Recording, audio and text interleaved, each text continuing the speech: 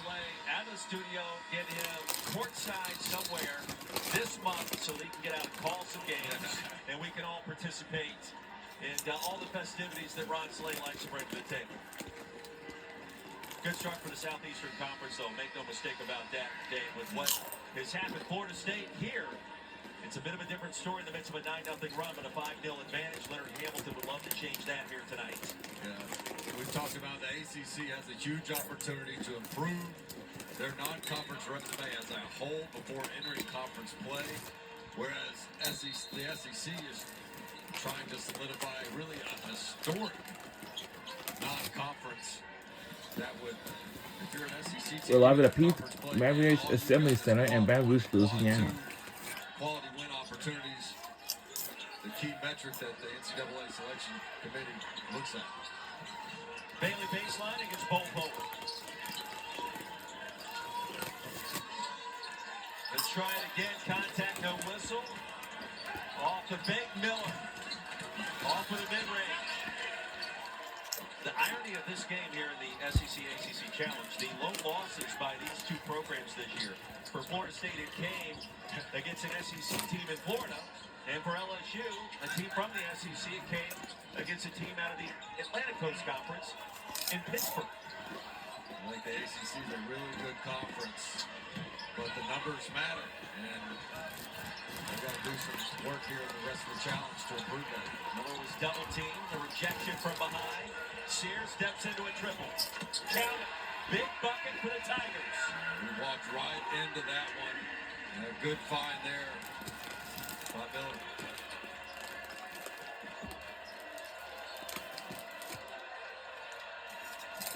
Naquan Davis, Bol Bowen left open. Corner tray is good.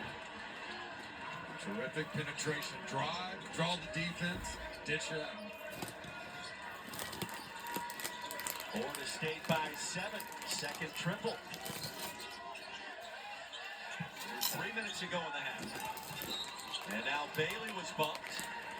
And free throws coming for the Tigers after Jackson picked up the personal. Jordan Sears has been shooting lights out. He's got 12 triples in his last 2 games coming into this one. And you see this sweet stroke here, high release. And then on the other end, the great penetration. Finding Bol Bowen, knocks it down. 3-ball corner pocket. 1-1 coming for Jai Bailey. Started every game this season for head coach Matt McMahon. You mentioned the historical context of the start by the Southeastern Conference. He compared it historically to the Big 12 in 2016 in its run of dominance that particular season. And the difference is now we talk about quad 1, quad 2 victories, and by the time you get to league play, if all of your teams are giving you quad 1 chances, it means a lot come Selection Sunday. Try to put it in layman's terms, please, for SEC fans. If your team has done this well in non-conference, that means you can go in conference play and have a losing record in conference play and still get a pretty good seed come the NCAA Selection Sunday. Yeah, it's not just making the dance, it's actually getting a reasonable seed. So LSU last year 9-9, the better non-conference record, and more quad 1 wins in non-league play. Boost the resume on Selection Sunday. You've got a much better chance to get to the dance this season compared to last. Sears, short. Ewan clears. That is his 7th rebound. Florida State's doing a really nice job of making LSU play one-on-one basketball. I mean, when a certain player has it in their hands, they are staying glued on the perimeter, and they're going to say, go play one-on-one. We are not helping off of you. And that time it was Sears they forced to prove that he could get in the paint and score over the defense. Derek Fountain checks in and promptly shoves Florida State player. That's Ewan. Malik Ewan already with 13 and 7 tonight. The Seminoles at 6-1. Excuse me, 7-1. LSU at 6-1. Deng checks back in. So a pair of one-loss teams here tonight. The Pete Maravich Assembly Center. This guy has turned out to be the story thus far. Front into the 1-1 is Shorten.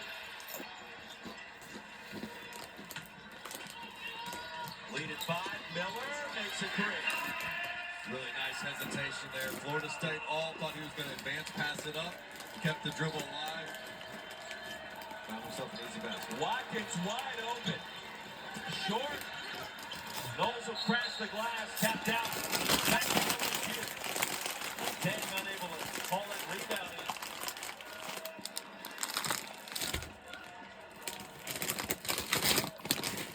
And Dane, I like what you said to start. Two teams that have improved drastically compared to last season. Two teams that feel like postseason expectations are warranted. LSU with 2 wins over Big 12 teams already. UCF in triple overtime. Kansas State as well. And they enter tonight with optimism. Justified. Fountain inside. Hit the deck hard and a foul call against LSU.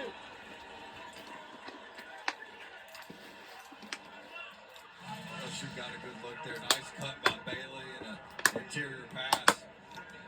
Bailey over the back. Yeah.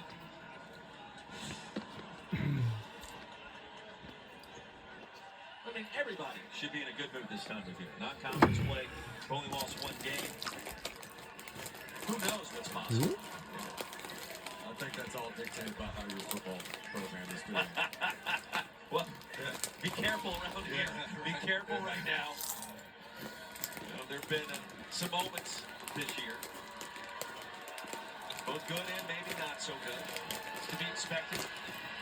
Davis, get one more free throw. Did you see the new college football playoff rankings that came out earlier tonight?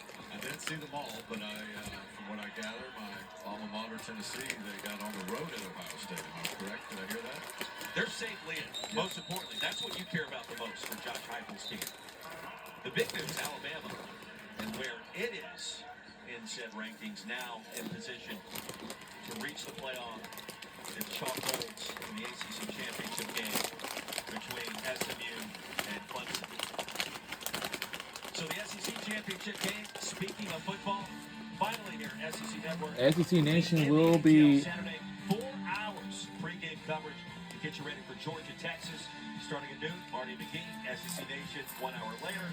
Skycast available for the SEC championship from 4 to 7, and then after the game, SEC football final. What a time to be alive if you love the gridiron. If you're watching this channel, we know that you do. Texas, Georgia, the rematch. Did you ever think you could say maybe it's good that we aren't in the SEC title game if you're a fan of a certain school? Like you don't know what the committee's going to do if you go out there and you lay an egg and you're like, man, if only we didn't make it to the title game, we wouldn't have got penalized. I think they talk a good game, Dane. They talk a good game. They want to tell you and they want you to believe. Go to the championship, even if you lose. Yeah. We're not going to hold it against you. Be careful, though. Yeah. Because if you don't look good, Right. if you don't play well, but who's to say what's going to happen? So your point is valid. If you're a Tennessee fan, I think you're perfectly happy with your current position. Well, I love the expanded playoff. Imitation is the most sincere form of flattery, and we know we got it right. Basketball We with the do. March Madness, and everybody just come on, just expand your playoff. Ewan just picked up his second foul. He'll be on the bench the rest of this half, you have to believe. Cam Carter back to the line. Carter with 8 points, 4 rebounds. Seeing him in person, what do you like most about number 5 in purple and gold tonight in his game? His speed, he's got a twitch to him, and an aggressiveness. Very shifty is the word that comes to mind. He was extremely aggressive out of the gates. Took the first 3 times he touched it, he took shots, but they've been able to keep him in check as Florida State here as the half has gone on. They got to find a way to get more touches if you're Matt McMahon. Carter began his career in the SEC at Mississippi State. He went with those 2 fouls on the bench. That was back in 2022. Had that run to the Elite 8 at Kansas State 2 years ago.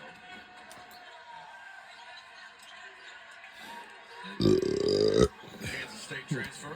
Big reason why LSU has that great road win at Kansas State. Put up over 20 on his former team. Interesting in that game, too, the K-State student body gave Cam Carter a standing ovation upon his return. You don't see that too often in the portal here. They probably booed him on the way out the door, though. After taking the L. That's right. That's how that works. Yeah. One possession game, Wrong 45 class seconds to start go. the game. Right. Everybody feels good there.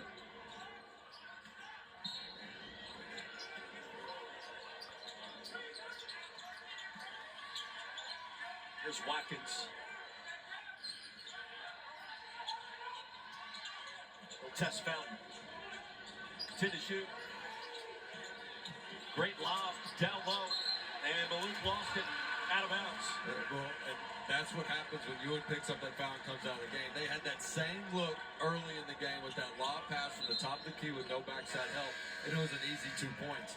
Now you get a little bit less experienced player, not your first string, and it becomes a turnover. So that minor detail, just picking up that extra foul, having Ewing on the bench, cost them 2 points. LSU, the shot clock and game clock of 1.5-second differential. Seminoles on the verge of closing this first half without a field goal in the final 3 minutes. A 7-point lead moments ago. Excuse me, 5 and goal in the corner. How they might be able to get him a touch towards the end of this half. Miller off the Kara. Outside to Sears. Who wants that rebound? A battle. And a jump ball favors the arrow. LSU. I love the fight Bailey has. Coach McMahon calls him the ultimate glue guy. Graduate transfer from Richmond. Does all the little things. And the rest of the team sitting there saying, okay, that's the bonus shot into the half. He says, there's still time to play. Creates an extra possession for his team. Most improved player in the A-10 last year at Richmond. Nearly stolen by Davis, and in fact it was, and Watkins unable to get a shot off in time. Malik Ewing, the story. 13 points. He's been battling on the boards. And a 3-point lead for the Noles at halftime. 35-32 our score at the break. Let's get you back to the halftime report. Dari Noka, Ron Slay. Gentlemen. Howdy guys, thank you much. It's good to have you with us here in studio. There are so many games, 10 total. 5 are in the books, and they are, that's all your fingers. All of them. And we got a lot of highlights for you, so we're going to fire it up. Let's go.